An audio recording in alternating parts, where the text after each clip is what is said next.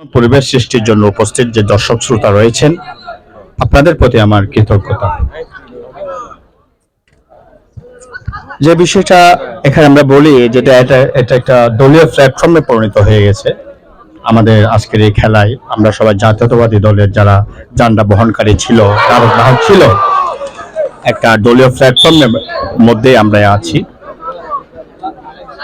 5 August পরবর্তীতে যে July August ছাত্র জনতার যে আন্দোলন এবং এই আন্দোলনের প্রেক্ষাপটে যে পেশিবাদী সরকারের পতনের পর আমরা যে স্বাধীনতা ভোগ করছি, এই স্বাধীনতাটা যেন অন্যদের পরাধীনতার কারণ না হয়, অন্যদের দুশ্চিন্তার কারণ না হয়, অন্যদের জীবনের অনিরাপত্তার কারণ না হয়, ওই বিষয়গুলো বিবেচনায় এনে জনসম্পৃক্তমূলক কর্মসূচি, এই ধরনের খেলাধুলার মাধ্যমে জনসম্পৃক্তমূলক কর্মসূচির মাধ্যমে আমাদের কর্মসূচি গ্রহণ করতে হবে এবং এই সমস্ত কর্মসূচিতে অংশগ্রহণ নিশ্চিত করতে হবে।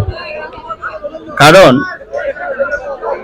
স্ব এলাকা বা স্ব ইউনিয়নের যারা বিএনপির সংগঠক বা বিএনপির নেতৃবৃন্দ রয়েছেন, ওনাদের সুনাম বা দুর্নামের উপরে আমাদের বিএনপির সুনাম বা দুর্নাম নির্ভর করছে।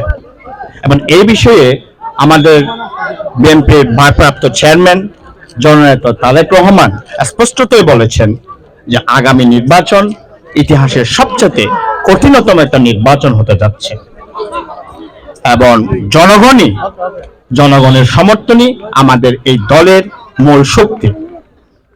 এই প্রেক্ষাপটে যারা অবৈধ কর্মকাণ্ডের সাথে জড়িত, যারা সন্ত্রাসী কর্মকাণ্ডের সাথে জড়িত এবং জনস্বার্থ বিরোধী যে সমস্ত কর্মকাণ্ড এবং ব্যক্তি রয়েছেন, তাদেরকে আমাদের বয়কট করতে হবে। জনগণের জনশাসন প্রতিষ্ঠার জন্য জনগণকে সাথে নিয়ে জনগণের সঙ্গে থেকে জনশাসন প্রতিষ্ঠা করার জন্য আমাদের রাষ্ট্র কাঠামো মেরামতের যে তারেক রহমান কর্তৃক বিএনপি কর্তৃক যে 31 দফা কর্মসূচি রয়েছে তা বাস্তবায়নের জন্য এবং এই গণতন্ত্রকে পুনরুত্থানের জন্য আমাদেরকে হয়তো সম্ভবত অদূর ভবিষ্যতে আবারও আন্দোলনের মুখোমুখি হতে পারে। এবং এই জন্য আমাদের যারা জাতীয়তাবাদী দলে বিশ্বাসী, জাতীয়তাবাদী যারা ধারক বাহক, তাদেরকে ঐক্যবদ্ধ হওয়ার কোনো বিকল্প নেই।